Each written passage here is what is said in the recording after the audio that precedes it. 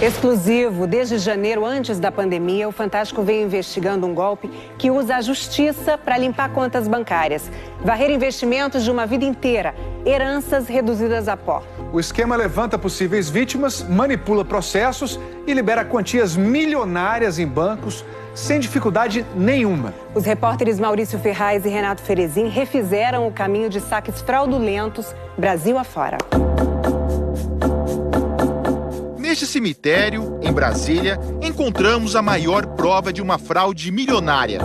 Um homem enterrado aqui recebeu uma herança de 3 milhões de reais. Oi, sou Gustavo. Trabalho na TV Globo e meu nome é Maurício Ferraz, tudo bem? Queria saber como o senhor conseguiu a assinatura de um morto para receber uma herança.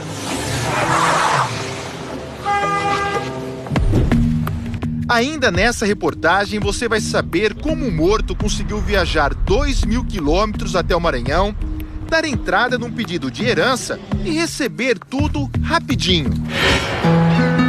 Mas antes, a gente vai contar a história de alguém que está bem vivo. Juan Garcia mora em Málaga, no sul da Espanha. A sua vida pacata virou uma tormenta, desde que teve o nome envolvido em uma fraude na justiça brasileira. Eu tenho crise de ansiedade, sou uma pessoa diabética e perdi a visão do olho esquerdo por conta dessa pressão, desse estresse. Juan trabalhou como engenheiro no Brasil entre os anos de 99 e 2003. Pensando na aposentadoria, deixou todas as economias desse período numa conta bancária aqui no Brasil. Recentemente, ele viu o dinheiro da sua poupança desaparecer. R$500 mil. Surgiu um contrato de casamento com uma pessoa e um contrato fictício de separação de bens por parte de um advogado. A história é suspeita do começo ao fim. Arrumaram para Juan uma ex-esposa brasileira moradora do Maranhão, um estado que ele nunca visitou na vida. Eu sou casado na Espanha e tenho 3 filhas. Eu me casei no ano de 73. Juan contratou um advogado no Brasil. A primeira coisa que me chamou a atenção foram os bloqueios judiciais. Eles foram expedidos por um juiz numa comarca chamada São José do Ribamar, que fica a aproximadamente 40 quilômetros de São Luís. No início de março, antes da Organização Mundial de Saúde recomendar o isolamento social por causa da pandemia, nossa equipe viajou para São Luís do Maranhão para entender o que está por trás desse mistério. E o primeiro passo foi localizar a suposta ex-esposa de Juan, que mora longe da capital. 200 quilômetros de estrada bem ruim. Chegamos a Bacabal. Ali. Ana Maria Silvana Gonçalves, sou da TV Globo, a senhora conhece? Sou eu. É? A senhora conhece esse rapaz aqui, por acaso? Deixa eu colocar meu óculos aqui. Ah, tá bom. Mas nunca nem conheço esse homem. E essa assinatura é da senhora? Não. Como pegamos a família toda de surpresa, entramos para explicar melhor o que estava acontecendo. Nunca teve uma relação estável com ele? Nunca nem vi. Como é que o cara não fica surpreso, né? Este é o verdadeiro marido dela. Fora de ética o negócio desse aí, ó. Dá pra se encabular. Próximo passo da apuração feita pelo Fantástico. Se a Maria Silvana não faz ideia de como o nome dela foi parar nessa história, como a assinatura que aparece no processo foi autenticada? Chegando um cartório aqui para ver se o reconhecimento da firma foi legal, né? Aparece uma autenticação feita aqui em Bacabal desse documento. Não, assinatura não. Esses documentos falsificados estão num processo de separação entre Maria Silvana e Juan. E na ação, a partilha dos bens dava para Maria Silvana o R$500 mil guardado de Juan e deixava para ele supostos imóveis do casal, todos no mesmo condomínio. Mas que imóveis são esses? Existe aqui estância campestre? Não existe. O advogado que representou, que propôs essa ação, ele não agiu sozinho. A decisão que limpou a conta do espanhol saiu desse fórum, da cidade de São José de Ribamar. Um levantamento feito pelo Fantástico revela que existem outros processos com a mesma suspeita de fraude. Inclusive, foi aqui que um morto conseguiu legalmente receber uma herança de R$3 milhões de uma freira lá do Rio de Janeiro. Irene Alves Lopes nasceu em Fortaleza, em 1901. Deixou o Nordeste para viver nesse convento da Associação São Vicente de Paulo, no Rio de Janeiro. Morreu aos 94 anos, em 1995. Estivemos no Rio de Janeiro, também antes das regras de isolamento social. A irmã Irene tinha um patrimônio milionário que recebeu de herança da família. Eram mais de 10 imóveis que, em 20 anos, renderam em aluguéis 3 milhões de reais. Como não tinha um herdeiro direto para deixar essa fortuna, a freira fez um testamento, doando quase tudo para as obras sociais. Eu, irmã Irene Alves Lopes, brasileira, solteira, religiosa, declaro que não tenho herdeiros. É meu desejo que os bens imóveis que possuo em Fortaleza fiquem para a Associação São Vicente de Paulo, com sede no Rio de Janeiro. 25 anos se passaram desde a morte da irmã e a vontade dela não foi cumprida. Até hoje, o processo está em andamento na Justiça do Rio de Janeiro. Mas lá no Fórum de São José de Ribamar, o processo, também cheio de documentos falsos, andou rapidinho. A herança milionária, parada 2 décadas lá no Rio, aqui foi liberada em 18 dias. E no processo, um homem morto virou o herdeiro da fortuna da irmã Irene.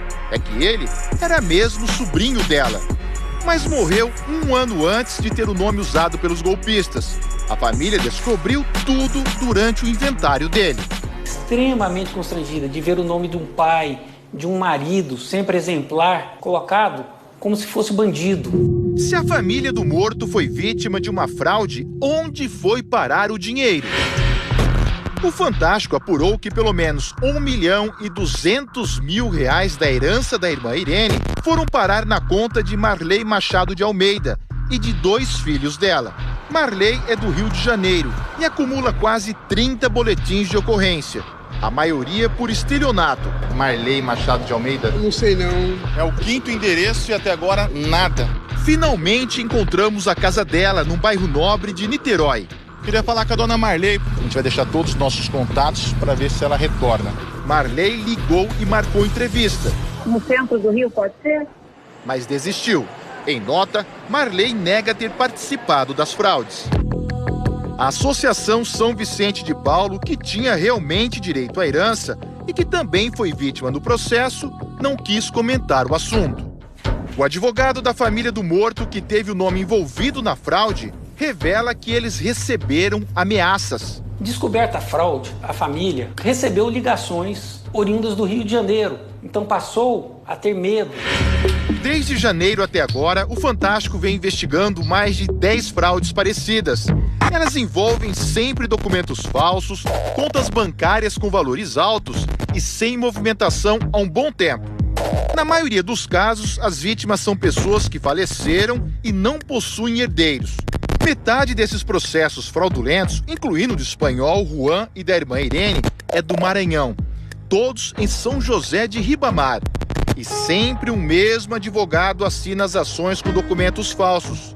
Ele é Gustavo Simeão, ex-policial militar. Todas as decisões foram dadas pelo mesmo juiz, Márcio José do Carmo Costa. O juiz nos atendeu, mas não gravou entrevista. Nega qualquer participação nas fraudes. Disse que foi absolvido pela corregedoria no caso da irmã Irene e que não tinha como identificar documentos falsos. Mas a Corregedoria do Tribunal de Justiça do Maranhão afirmou que ele está sendo investigado sim e que não pode passar mais detalhes. Nós procuramos o advogado Gustavo Simeão em vários endereços e o encontramos nesse posto de combustível. Queria saber como o senhor conseguiu a assinatura de um morto para receber uma herança? No dia seguinte, Gustavo nos procurou para uma reunião. Sobre o caso da irmã Irene, ele disse que foi contratado por um escritório do Rio de Janeiro. Pelos honorários, recebeu R$320 mil. Ele apresentou o tal contrato. Nós apuramos que no papel também havia dados falsos. Eu me preocupar com o Rio de Janeiro procurou o senhor aqui em São José do Ribamar. Assim, essa questão eu vou explicar no processo. Essa questão eu vou explicar no processo. presencial. Ele também falou sobre o caso do espanhol, que nunca foi casado com Maria Silvana e nem conhece o Maranhão. Qual parte que contratou o senhor? A Maria Silvana. O senhor esteve com ela? Estive com ela, ela recebeu o dinheiro. E esse advogado, Gustavo Santos Simeão, a senhora conhece? Não. Nunca ouviu falar? Nunca ouvi falar. Essa é ela. Você é falso, eu não posso adivinhar. De todos os casos investigados pelo Fantástico, escancara o problema das fraudes processuais. Um francês que morreu em 2010 em uma cidade na Grande São Paulo não tinha herdeiros aqui no Brasil. Mas descobrimos que, misteriosamente, em pelo menos 3 estados, aparecem processos com esposa, filha, amigo e dívidas que nunca foram feitas por ele.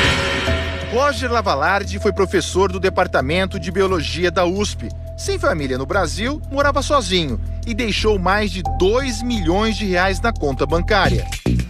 Antes da pandemia, o Fantástico foi até Corumbá de Goiás, atrás da suposta filha, que pediu na justiça a herança dele. Eucrídia? Também procuramos os 2 advogados da suposta filha, Alex Fernandes Moreira e Jorge Fernando Viana Lopes. Ninguém atendeu. Nesse processo de Goiás, quem autorizou a retirada do dinheiro da conta do francês foi o juiz Levine Artiaga.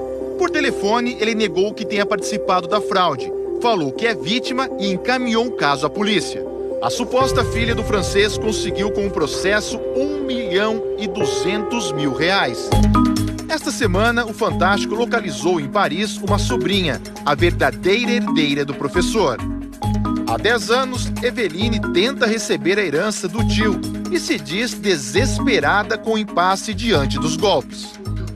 Logo vimos que existiam documentos falsos. Acho que essas falsificações são feitas para que eu abandone o processo. Mas eu ainda tenho esperança de recuperar essa herança. O Conselho Nacional de Justiça investiga os 2 juízes citados na reportagem. Sem dúvida, é a obrigação do juiz checar as provas que são juntadas. Se eventualmente o juiz recebeu algum valor indevido para atuar daquele jeito, ainda que a decisão esteja correta, isso significa a violação do Código de Conduta da Magistratura e atrai a atuação das corregedorias.